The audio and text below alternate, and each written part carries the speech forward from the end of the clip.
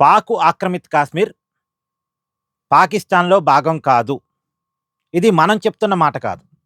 మనం ఎప్పుడు చెప్తూనే ఉంటాం. పీఓకే అనేది అది భారత భూభాగం. పాకిస్తాన్ అక్రమంగా ఆక్రమించుకుంది, అనుభవిస్తా ఉంది. అది ఎప్పటికైనా భారతదేశంలో కలవాల్సిన భూభాగం. అది కాశ్మీర్‌లో భాగం. వాళ్ళ కోసం పీఓకే ప్రాంతంలో ఉన్న ప్రజల కోసం కొన్ని అసెంబ్లీ సీట్లను మన కాశ్మీరీ అసెంబ్లీలో కొన్ని అసెంబ్లీ సీట్‌లను వాళ్ళ కోసం ప్రత్యేకంగా రిజర్వ్ చేసి పక్కన పెట్టాం. ఎప్పటికైనా వాళ్ళు భారతదేశంలో కలుస్తారు. వాళ్ళకి కూడా కొన్ని ఎమ్మెల్యే సీట్లు వస్తాయి అని చెప్పేసి వాళ్ళ ప్రాంతానికి సంబంధించిన ఎమ్మెల్యే సీట్‌ని మన కాశ్మీర్ అసెంబ్లీలో రిజర్వ్ చేసి పక్కన పెట్టి ఉంచాం. అది ఎప్పటికైనా భారత భూభాగం. అది మనం చెప్తాం. కానీ ఇప్పుడు ఆ మాట చెప్తుంది మనం కాదు.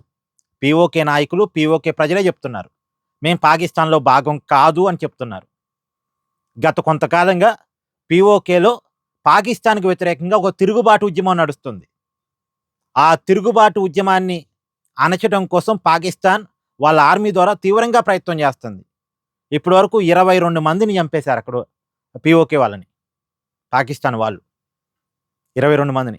అయినా సరే పీఓకేలో ఉన్న ప్రజలు రోజు రోజుకి తిరుగుబాటు పెంచుతున్నారే తప్ప ఏమాత్రం తగ్గట్లేదు. ఏమాత్రం భయపడకుండా, బెదరకుండా ఉద్యమాన్ని కొనసాగిస్తా ఉన్నారు. ఇప్పుడు నిజానికి ఇప్పుడు నిన్న పీఓకేలో ఉన్నటువంటి నాయకులంతా సమావేశమై మేము పాకిస్తాన్‌లో భాగం కాదు. మేము ఒక ఇండిపెండెంట్ అన్నట్టుగా వాళ్ళు ప్రకటించుకున్నారు. ఇలా పాకిస్తాన్‌లో ప్రకటించుకున్న రెండో ప్రాంతం ఆల్రెడీ గతంలో బెలూచిస్తాన్ వాళ్ళు ప్రకటించుకున్నారు. మేము పాకిస్తాన్ భూభాగంలో భాగం కాదు. మేము పాకిస్తాన్ దేశంలో భాగం కాదు. మేము సెపరేట్, మేము ఇండిపెండెంట్ అని బెలూచిస్తాన్‌లో ఆల్రెడీ ప్రకటించుకున్నారు. ప్రకటించుకోవడం మాత్రమే కాదు, వాళ్ళు భారతదేశానికి పిలుపునిచ్చారు. ఈ పాకిస్తాన్ అంతం చూద్దాం రండి, మాతో కలిసి రండి అని వాళ్ళు మనకు పిలుపునిచ్చారు. సహజంగా మనం వాళ్ళకి పిలుపునివ్వాలి. కానీ వాళ్ళు మనకి పిలుపునిచ్చారు. అంటే వాళ్ళు పాకిస్తాన్ పట్ల, అక్కడ పాలకుల పట్ల, ఆ దేశం పట్ల ఎంత విరక్తితో ఉన్నారో అర్థం చేసుకోండి. నిజానికి బెలూచిస్తాన్ పాకిస్తాన్ భూభాగంలో చాలా పెద్ద ప్రాంతం. చాలా పెద్ద ప్రాంతం. వాళ్ళు మేము ఇప్పుడు సెపరేట్ అని ప్రకటించుకున్నారు. మమ్మల్ని సెపరేట్ దేశంగా గుర్తించండి అని ఐక్యరాజ్య సమితికి కూడా లెటర్ రాశారు వాళ్ళు. మీకు గుర్తుందిగా, గతంలో పాకిస్తాన్ నుంచి బంగ్లాదేశ్ విడిపోయింది. పాకిస్తాన్ నుంచి బంగ్లాదేశ్ విడిపోయింది.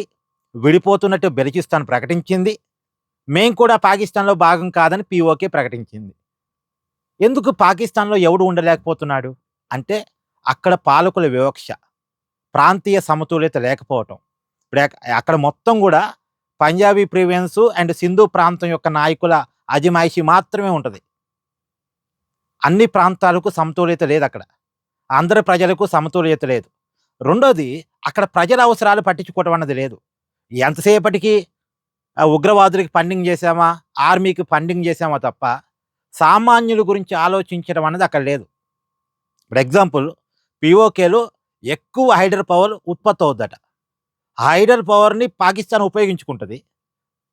తక్కువ భాగం పీఓకేకి ఇస్తది. హైడర్ పవర్ ఉత్పత్తి అయ్యే చోట కరెంటు కోతలు, పీఓకేలో కరెంటు కోతలు. ఆ కరెంట్ అంతా మళ్ళీ పాకిస్తాన్ వేరే భూభాగంలో ఉపయోగించబడిద్ది.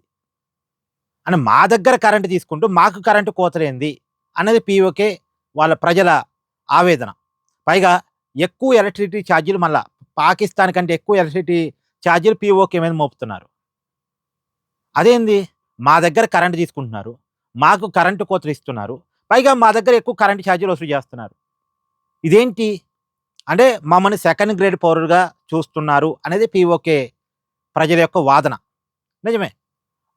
ఒక్క కరెంటు విషయంలోనే కాదు, కరెంటు విషయం ఎక్కువగా మాట్లాడుతున్నారు కాబట్టి కానీ కరెంటు విషయమే కాదు, పీఓకేలో ఉన్న సహజ వనరులన్నీ పాకిస్తాన్ దోచుకుపోతూ ఉంటుంది. అక్కడ ప్రజలకు మాత్రం కనీస అవసరాలు కూడా తీర్చదు. పీఓకే కనీస అవసరాలను కూడా పాకిస్తాన్ పట్టించుకోదు. పట్టించుకున్నప్పుడు పాకిస్తాన్‌కి భాగంగా ఉండాల్సిన అవసరం మాకేంటి? సెకండ్ గ్రేడ్ పౌరులుగా ఉండాల్సిన అవసరం మాకేంటి? అన్నది పీఓకే ప్రజల యొక్క వాదన. మరి ఆ వాదనలో అర్థం ఉందిగా.